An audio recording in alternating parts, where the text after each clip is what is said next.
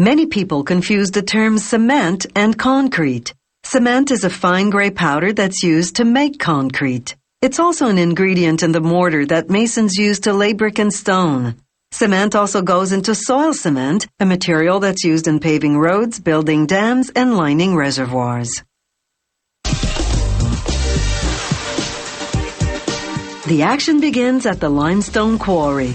The limestone near the surface has a high content of the minerals silica, iron, and aluminum oxide.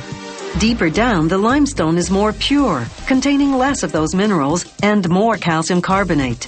The plant uses both types of rock, altering the proportions to make different types of cement. Workers drill holes in the rock wall in which they plant powerful explosives. For safety, the workers have to position themselves behind the area they're blasting, maintaining a distance of at least 50 meters.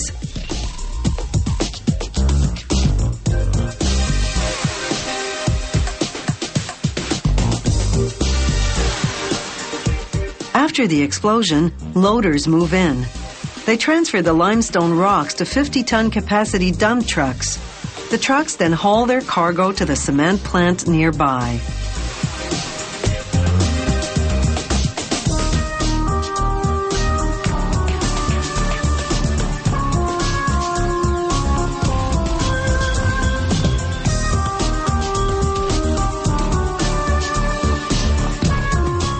At the plant, the trucks dump the rocks into what's called the primary crusher.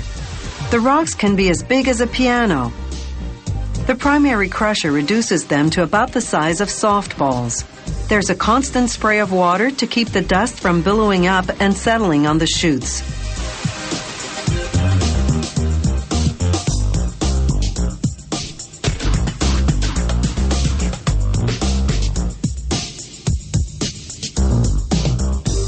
From there, a conveyor transports the rocks to the secondary crusher. It reduces them further to about the size of golf balls. Rock high in calcium carbonate and rock low in calcium carbonate are crushed separately. Now it's time to mix the two. The ratio varies according to the type of cement they're making. This overhead machine called a tripper makes piles of the required proportions. They call this the raw mix. Then a reclaimer loads the raw mix into a grinding machine called a roller mill.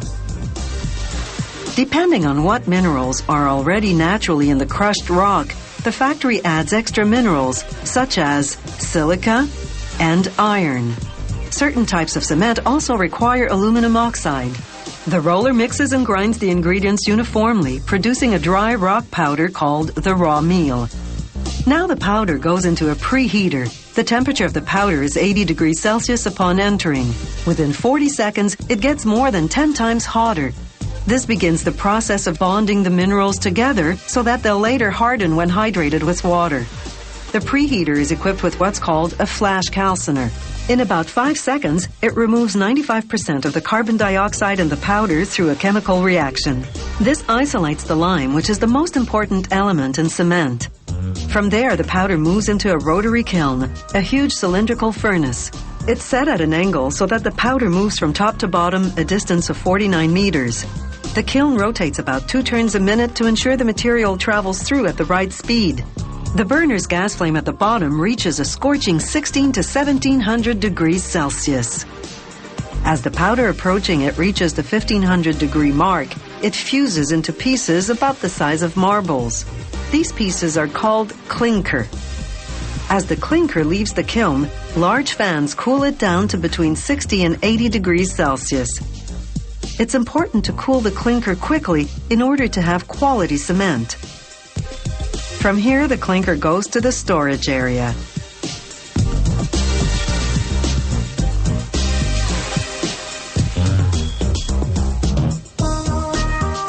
The last stage of cement making is called finish grinding.